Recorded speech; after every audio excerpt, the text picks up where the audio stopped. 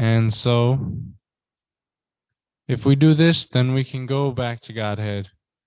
It was said in the Bhagavatam. I'm reading this I'm on the seventh canto where Narada Muni is instructing Maharaj Yudhisthira. And Narada Muni says that if one can simply give up attachment to his wife, then he can capture the Lord's lotus feet. So this is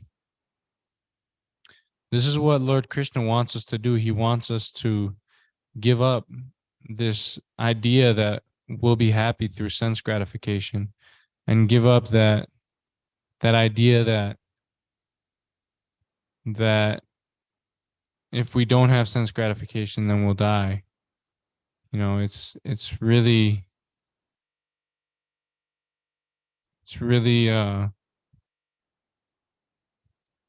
how to say, it's really simple, but it's not easy.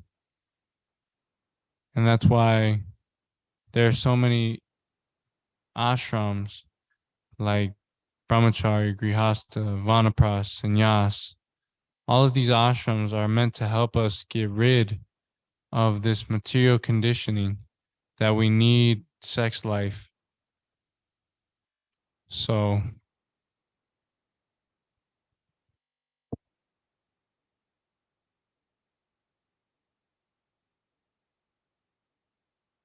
what's that? Yeah. So on this point,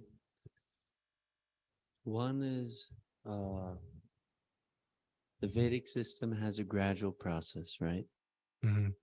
So one definitely does need to give up the sense gratification, as you had mentioned, but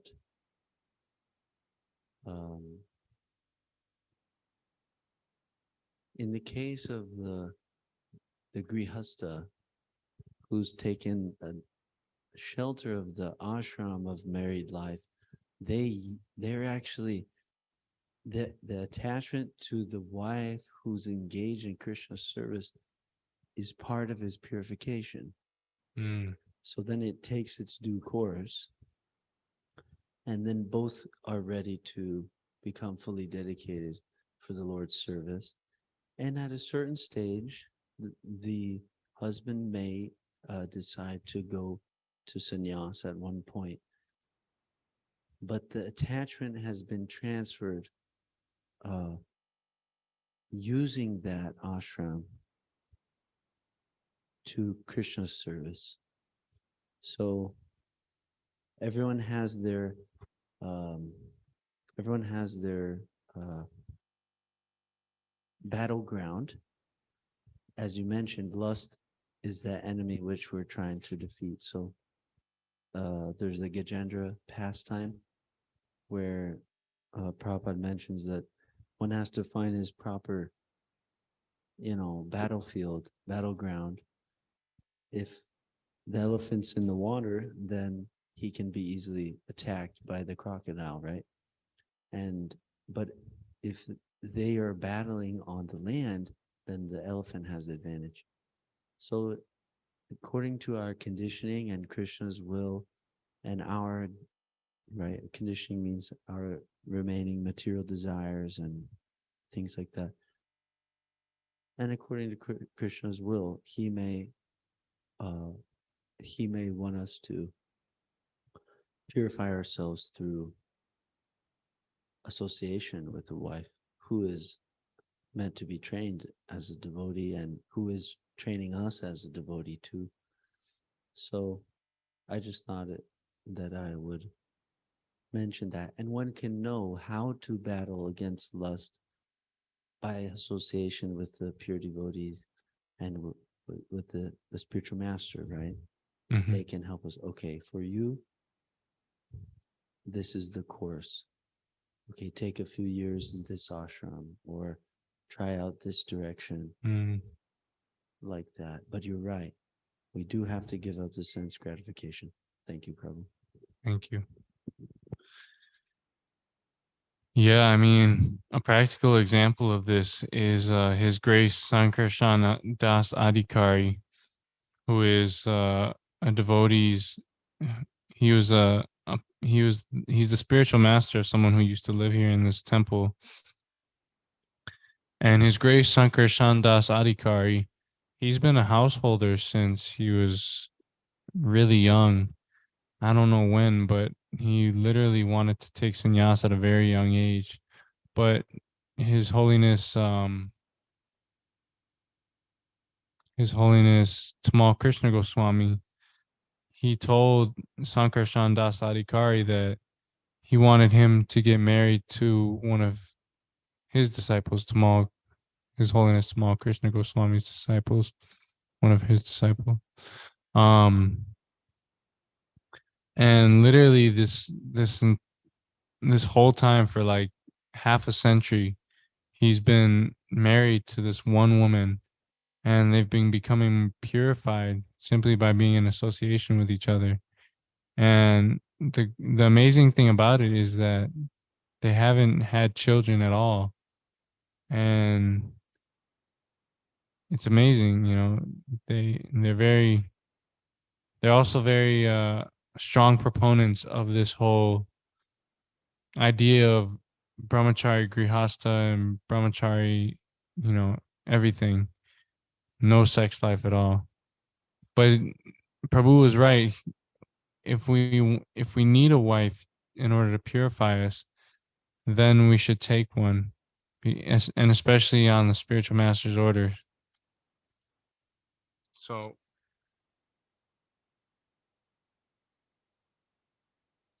and that's the whole idea of of life, is to follow the order of the spiritual master.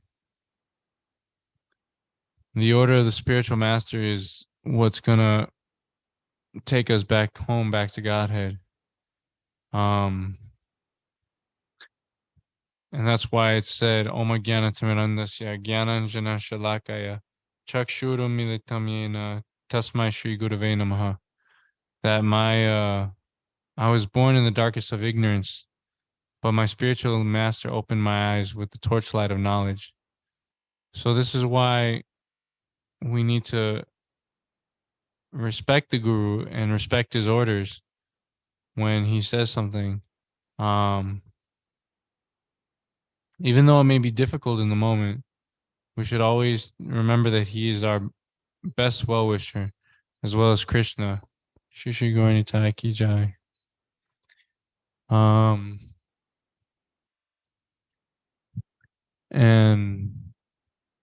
if we don't follow the spiritual master's order, then we're lost, because the spiritual master, he's as good as God. And when God sends his representative to act in his stead, we should be wise and listen to that person, instead of think that we can do it ourselves, and think that it's just he's just an ordinary person, because he's not. We should never think that the spiritual master is an ordinary person. In fact, it's said in the Bhagavatam that we should see the spiritual master as being God himself. Now I don't know if I read that wrong, or if there was another way. I don't know how to think about that, because I don't know. It's been told by me that we should think of the spiritual master as good as God.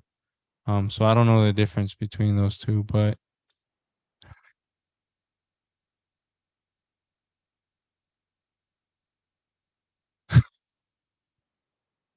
but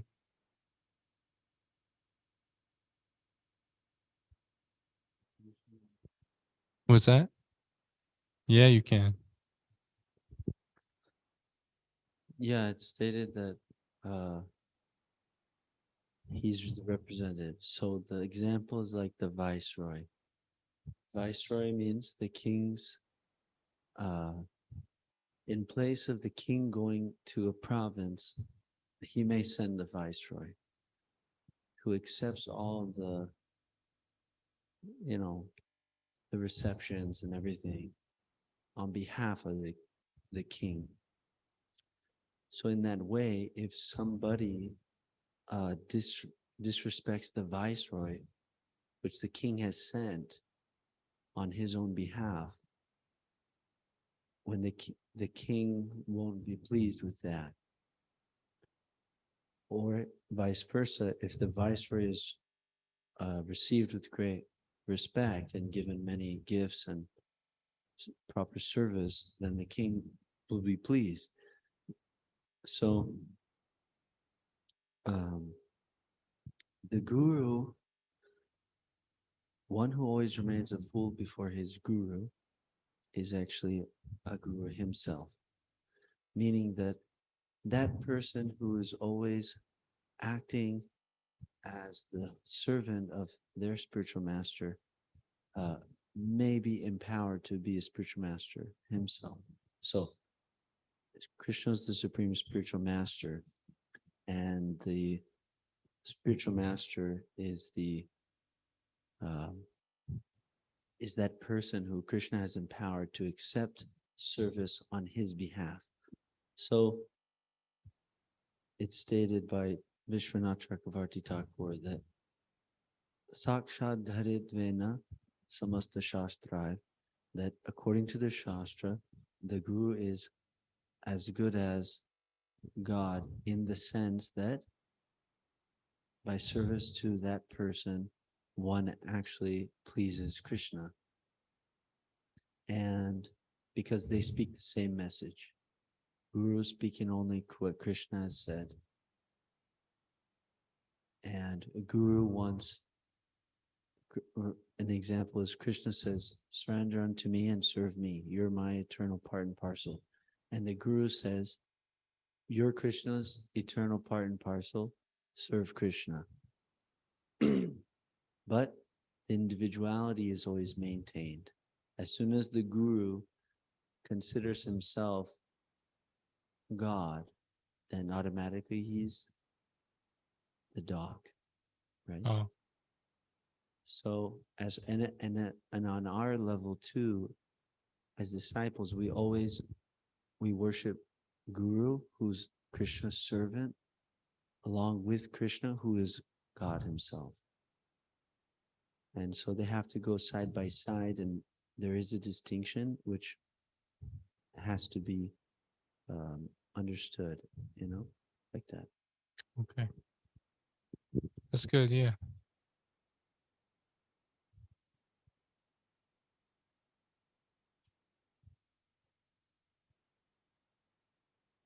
Okay, we can go to the next text.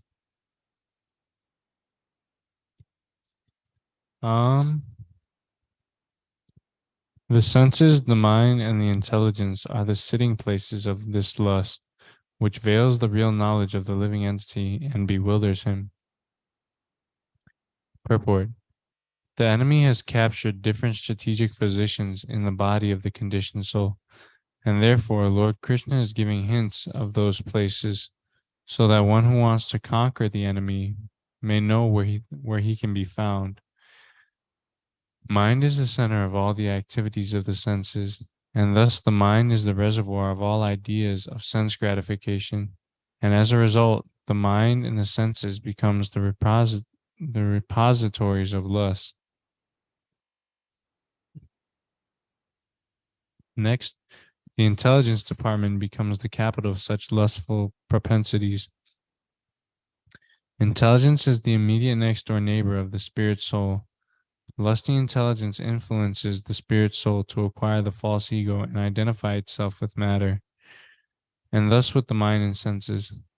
The spirit soul becomes addicted to enjoying the material senses and mistakes this as true happiness.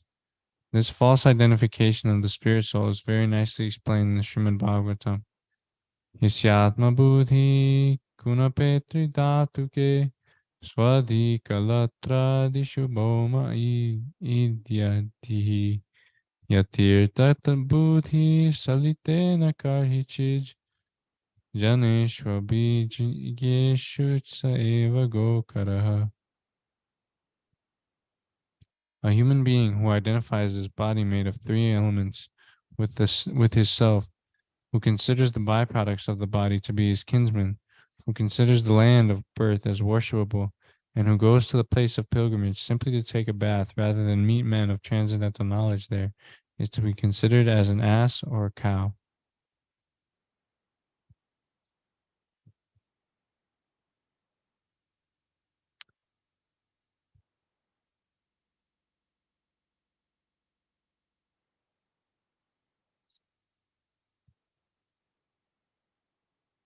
So, okay, this verse is talking about how, or I mean to say, where the the lust in a living entity is actually found, and that can be found in the senses, the mind, and the intelligence. Um, so when one has lusty desires to lord it over material nature, he he ultimately thinks that the body is his self, and that when and that when the body dies, that he dies as well. But this isn't true. We know from practical experience that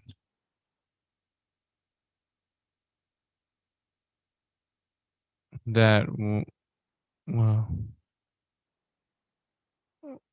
the living entity doesn't die with the material body, because we can see that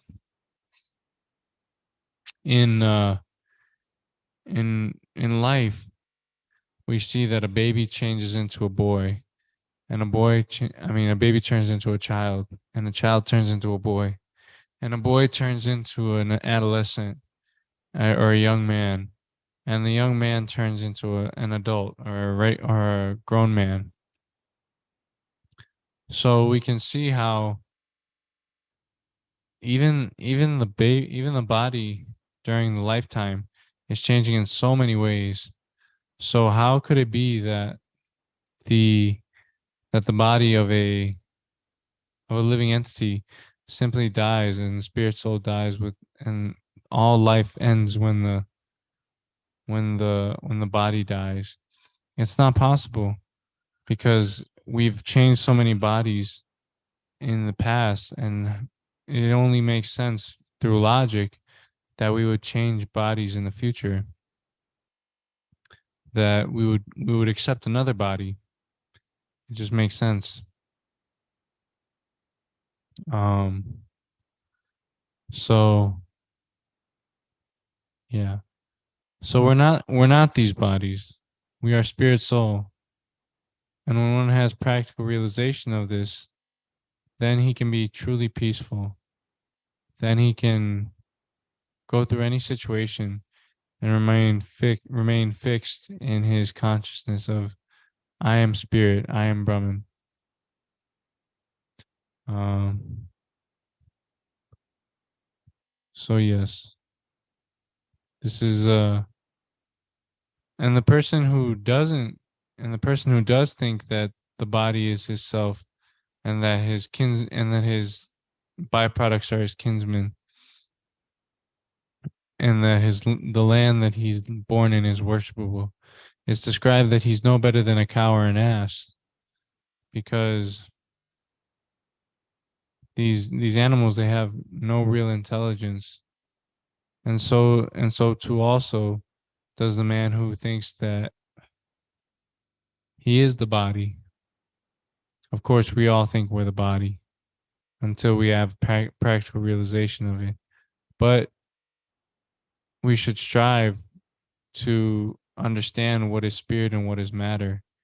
And that's really what the whole purpose of this movement is about. It's about understanding spirit and matter. It's about transcending um material designations, and it's about relieving the suffering of human society and animal society, and every all society in general.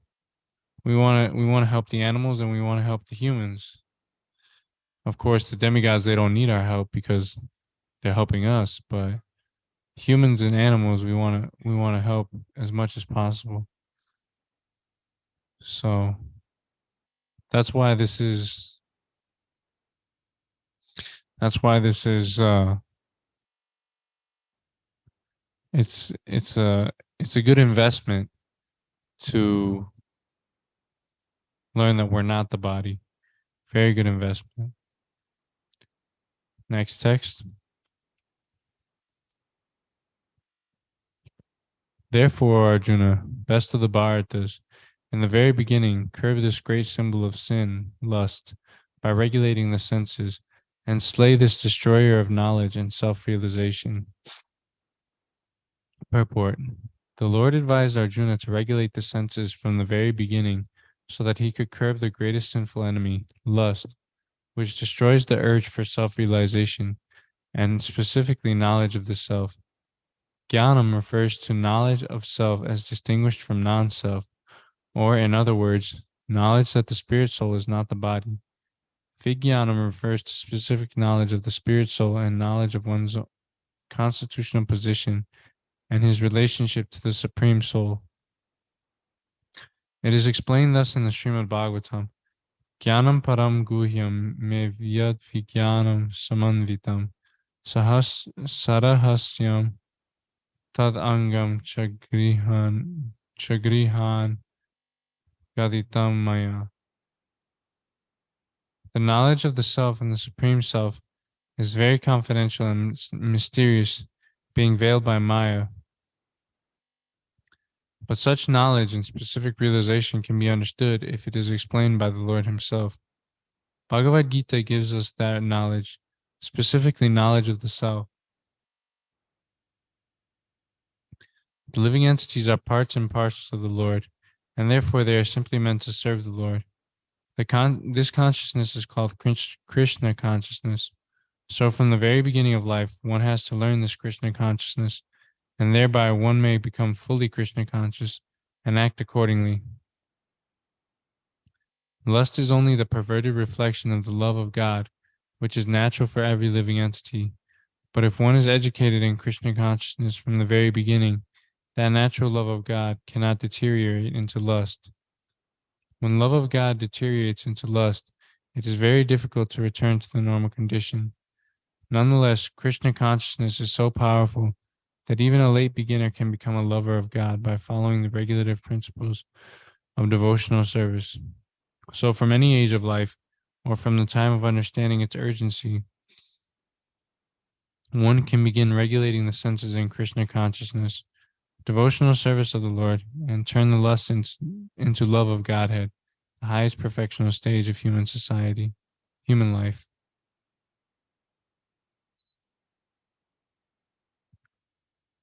So Krishna is telling Arjuna in this very important verse that we must curb this great symbol of sin or lust.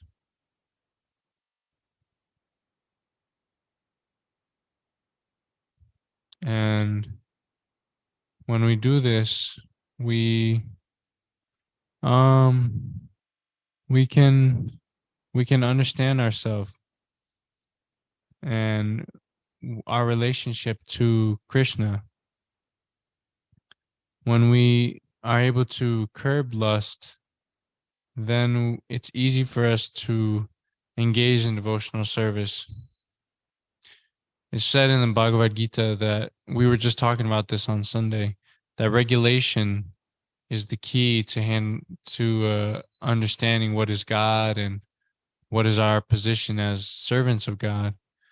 Like in Bhagavad Gita 6:17, it says, one who controls his habits of eating, sleeping, recreation, and work. Let me see. I don't know what it says. 6:17.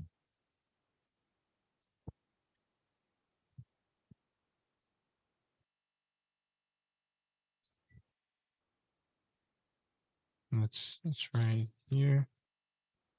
He who is temperate in his habits of eating, sleeping, working, and recreation can mitigate all material pains by practicing the yoga system.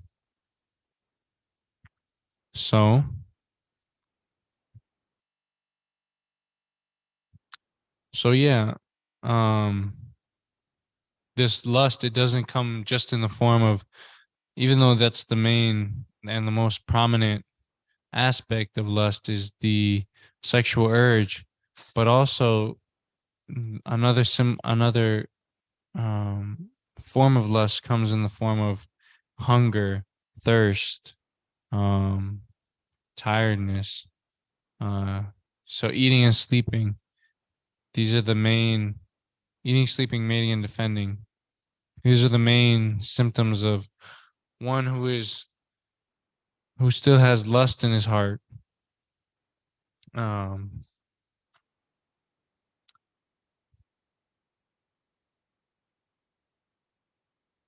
and unless we conquer this lust, we're not able to, unless we curb this lust, like Krishna says, we're not able to actually understand the self. And how does one curb the lust, one may ask?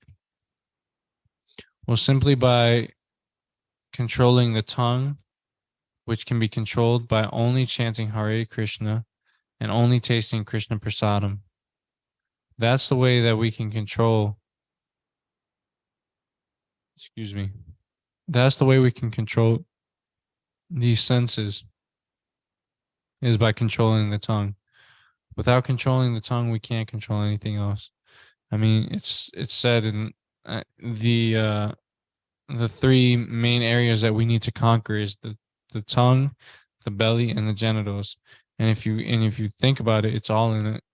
All those three senses are in a straight line going down the body. So it's right there in front of us, but we need to learn how to overcome it. And literally when you chant Hare Krishna all the time and you only take Krishna Prasadam, so much knowledge comes your way, because when you only take Krishna Prasadam, especially, this knowledge of spiritual life, it becomes more and more prevalent. Um, so because if you only take Krishna Prasadam, then you're taking Krishna, because Krishna is tasting that Prasadam itself. And up to the water that you drink, it should be taken as Prasadam. And when you chant Hare Krishna, as much as you can, whenever you're working, or whenever you're working with your hands, or whenever you're doing something like shaving up, or about to go to sleep, or things like this, whenever you have free time and you're chanting, then you're able to get better at chanting. And when you get better at chanting, then things start to become revealed to you. Krishna reveals himself through his holy name. And also, not just these two things, but these are the main things, but also reading Prabhupada's books. It was said I remember reading a letter, two letters actually. No, this was in Prabhupada. No, it was in Following Srila Prabhupada, wherein he said to one of his disciples that if you have free time, then you chant. And in a letter to Radhavallabha Prabhu, Radhavallabha Prabhu, he told him that if you have any spare time, you read my books.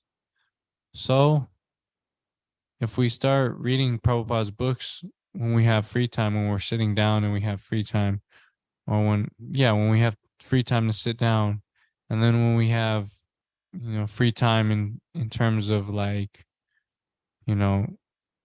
working with our hands, or chanting japa during the morning program, or doing so many things. There's so many things which you can do. You can pay obeisances and chant Hare Krishna. You can sweep the floor and chant Hare Krishna. You can take out the garbage and chant Hare Krishna. You can fill up your water and chant Hare Krishna. all of these things, they can in in a gradual amount of time, you'll be able to purify yourself. Um, so yeah, let's go to the next text.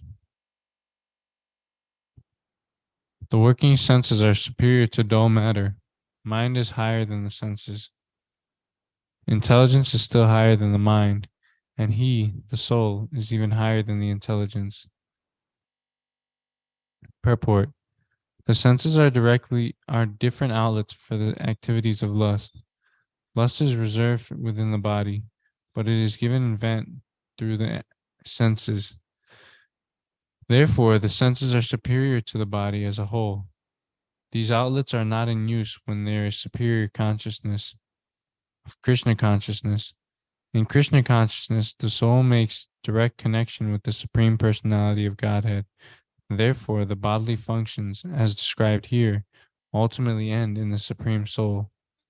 Bodily action means the functions of the senses, and stopping the senses means stopping all bodily actions. But since the mind is active, then, even though the body may be silent and at rest, the mind will act as it does during dreaming. But above the mind, there is a determination of the intelligence, and above the intelligence is the soul proper. If, therefore, the soul is directly engaged with the Supreme, naturally all other subordinates, namely the intelligence, mind, and the senses, will be automatically engaged. In the Katha Upanishad, there is a passage in which it is said that the objects of sense gratification are superior to the senses, and mind is superior to the sense objects. If, therefore, the mind is directly engaged in the service of the Lord constantly, then there is no chance of the senses becoming engaged in other ways. This mental attitude has already been explained. If the mind is engaged in the transcendental service of the Lord, there is no chance of its being engaged in the lower propensities. In the Katha Upanishad, the soul has been described as Mahan, the great.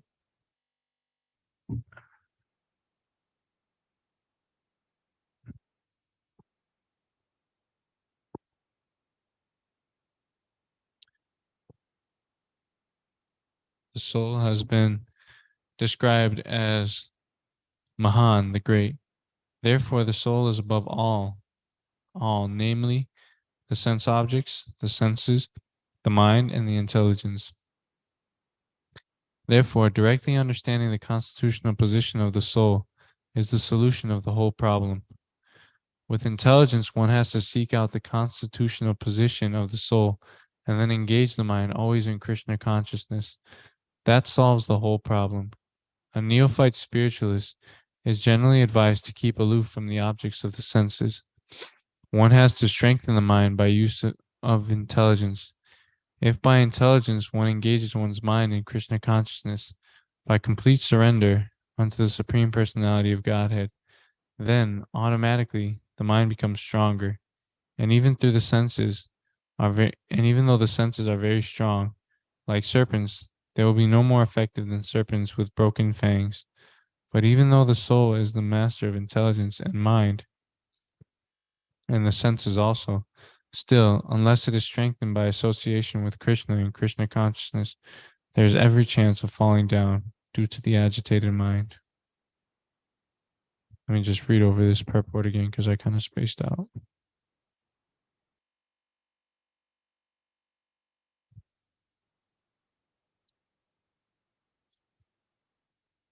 So yeah.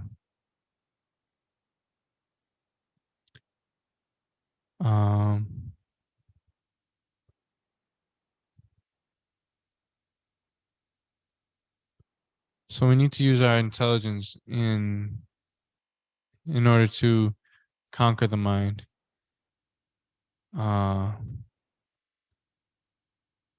It's said by Srila Bhaktisiddhanta Saraswati Thakur that the best way to conquer the mind is to beat it with a shoe 100 times in the morning, and at night to beat it 100 times with a broomstick. Um,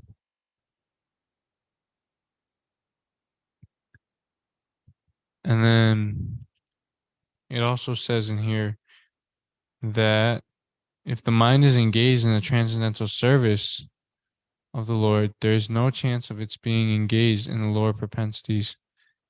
And so one may ask, what is how can I constantly engage my mind in the service of the Lord? And that's easy. You just chant Hare Krishna.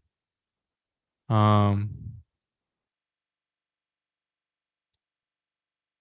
when because when we're chanting Hare Krishna, we're we're focusing on our relationship with Krishna.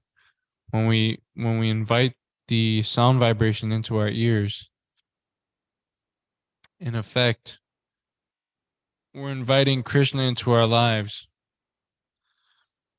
So, and it's blissful. It's not just something that we do for no reason, just because it's a ritual. I mean, sometimes it's like that.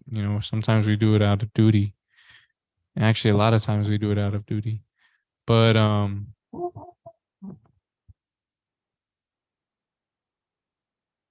but so we sometimes we do it most of the time we do it out of duty. But if we if we do it if we constantly engage ourselves in chanting the Hare Krishna mantra, then we learn so many intricacies on how to chant. And when we inquire about how to chant, we learn even more about how to chant better.